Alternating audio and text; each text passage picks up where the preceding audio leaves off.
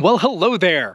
Welcome to one of my favorite places on the planet, Southern Utah. Over here, we are looking over Canyonlands National Park, and over here, you can see my camp. More specifically, that right there is the Needles District. That's where we're gonna be tomorrow morning, way before the sun even comes up. So be sure to get plenty of sleep, because tomorrow's hike is going to be intense. Good morning and welcome to the sunrise on Elephant Hill. We are on the Chesler Park Trail right now, and it is going to lead eventually to a fork in the road where we can either turn left and hike to an arch, or we can turn right and hike to some different views. We'll see how we're feeling when we get there. This trail has been a real delight to hike so far. Not that far in, but it is breathtaking.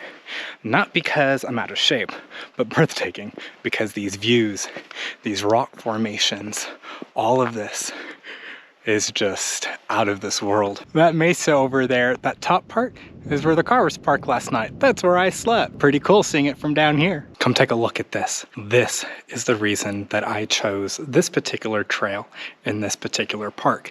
This area is known for these slot canyons, these cracks in the rocks, and walking through them is just way cool. This is one of the things that I think of when I think of Southern Utah. What's really cool is when you finally pass through these really narrow slots, they get wider and wider and they give you some fantastic views.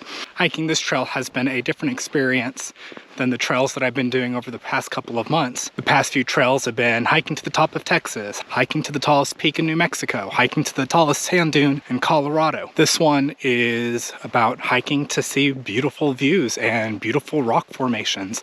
You come into this big field just surrounded by these awesome rock formations. The trail is rated as strenuous. It really hasn't been hard. I think the strenuous part is just the sheer distance of it. Hiking, I think it's gonna be about 10 and a half, 11 miles total round trip. We have arrived at the fork in the road. We can either go that way and do the joint trail where we can go through some more slots and cracks and rocks, or we can go that way and that'll take us to Druid Arch. According to the map, Druid Arch, the hike, has some of the best views in the park. So we're gonna go with views over slots. Take a look at this. We are about half a mile from Druid Arch, our final destination and turnaround point. And coming around a bend, I saw this tunnel. It's really cool. There is the slit at the top. You can see the light pouring in. It gives it this really neat glow. Enough exploring of that. Let's head on out to the arch. As I'm leaving the tunnel, I get a few steps ahead and I decide to turn around and take one more look at it because it's cool. And look, there are actually two tunnels over there.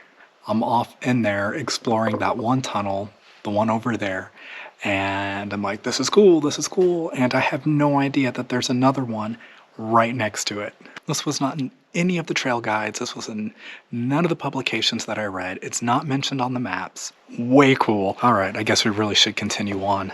Remember back in the field when I said this was an easy hike because there wasn't any real climbing? Oh, was I wrong. I just hiked up through that valley, up through that wash, and then up through this boulder field to get to this point.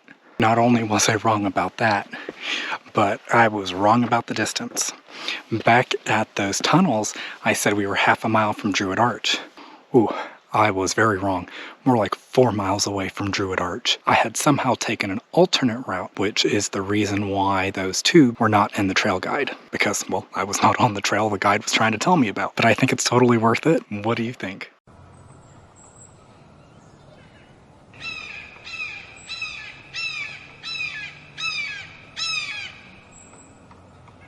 This 10.5 mile trail ended up taking me only 13.5 miles and about 6 hours to hike. Now that we're done here, let's head to White Rim Trail in the Islands District of Canyonlands National Park. For the next 2 days, we're gonna be rocking the Land Cruiser, driving 100 miles from the top of this mesa all the way to the bottom of the canyon, through the canyon, and then out the other side.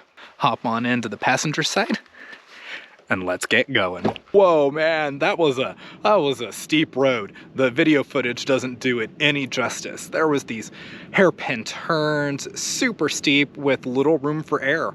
One little mistake and you and your car will go plummeting to the bottom. So you get to see all these great views, but you couldn't really see them because your eyes were glued to the road.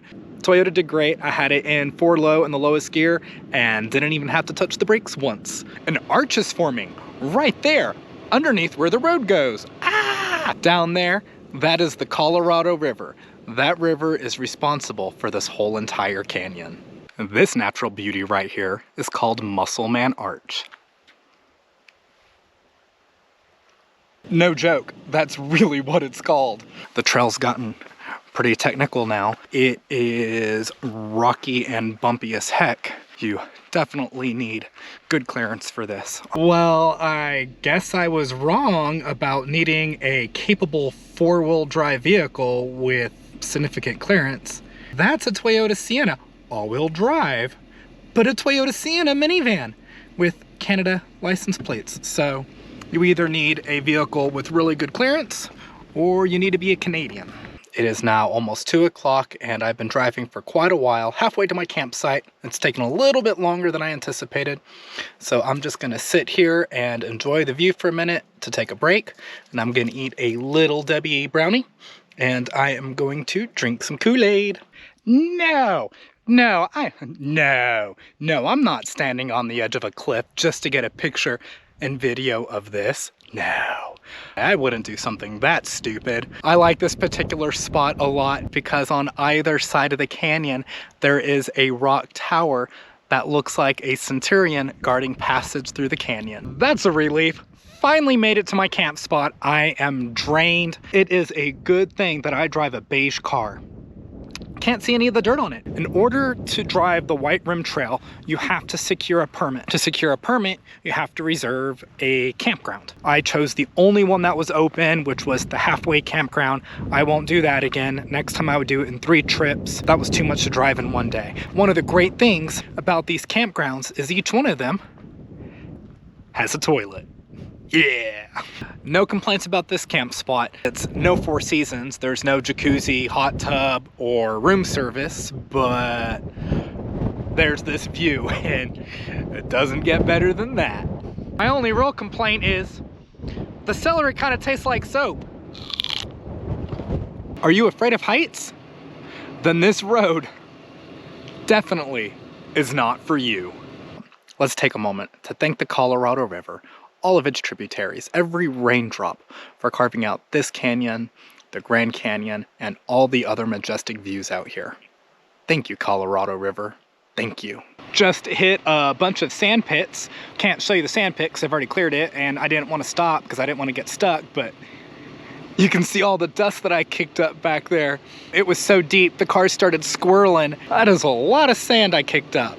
The sand here is super fine, super powdery, very light, and it just goes poof, everywhere. You can see that with just my footsteps. I'm walking normal and the sand is just going everywhere. Now we just gotta drive up that hill. It is a very steep incline.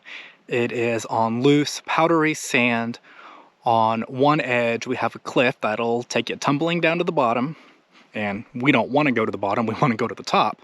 But on the other side of the road, we have this rock face with these rocks sticking out that could scratch your car. It is a fine line to drive, but we've got this. Happy driving and good luck. Whoo, that was not pleasant. No, thank you. No, thank you. This is just how narrow these roads are. Don't make any mistakes. Well, that is it. We just drove the White Rim Trail. That was awesome. A little nerve-wracking, but awesome. We are still by the river, so we somehow have to get to the top of that. The difference is all of that is high clearance 4-wheel drive vehicle only. And this is a well-groomed road. This is not a problem to get out. We made it out of the canyon and back to kind of civilization. Paved roads just up there. Beautiful drive. Those twists and turns were awesome. The great thing is they were so wide that I was able to pass other cars coming the opposite direction. It's the little things in life. Let's get back in the car and head to the beautiful orange sunrise over the red rock at Delicate Arch in Arches National Park. To get here, you have to walk 1.5 miles one way, 3 miles round trip through dirt trails, up this steep rock face, and you have to hike a short section of cliffs, but it is well worth it. Not all of the arches at Arches National Park are difficult to hike to. This one, Skyline Arch, was only a 1/2 mile hike from the parking lot, and it wasn't a difficult trail. The rock is very grippy. You really don't have to worry about slipping, and most of it's just flat sand. Shh, don't tell anybody about this one. Not really, not a secret. It only feels like it is because you have to walk through these cracks in the rocks, through this deep sand, and then you get there and you're like, where is it? And you realize you just have to turn around because it's hiding behind a giant rock. Welcome to the Devil's Garden. Let's go see if we can find him. This trail is an 8-mile loop broken into shorter segments so you can make it as long or as short as you want it, but it passes through several different rock formations, including Pine Tree Arch, so called because of the pine trees growing underneath it. Buck's Arch. Private Arch? Yes, Okay. Private Arch. Private Arch. Dark Angel. 00 Arch. And the last of them is Landscape Arch. We have finished hiking the arches in the Devil's Garden. The wind keeps getting worse and worse, almost unbearable now, and we've already hiked over 12 miles throughout the day. So I say we leave Arches National Park, head to town, and get some Italian food. Now that I'm well fed, let me show you around the town of Moab. Moab is the city that is closest to Arches and Canyonlands. There are several great restaurants and bars, some really neat souvenir shops with t-shirts, sweatshirts, socks, keychains, coffee mugs, and boxers. The Rock Shop is a must stop. They've got really cool fossils, dinosaur teeth. They've got rocks that are found locally here in Moab, and they have these carved out rocks that look like the arches here. This one is my favorite. It is an awesome bookstore with local writers. That is Arches over there, and you can see that cold front making its way here, which means it is time for me to leave. Thank you for joining me on this adventure, and I look forward to seeing you on the next one. That was awesome, thank you.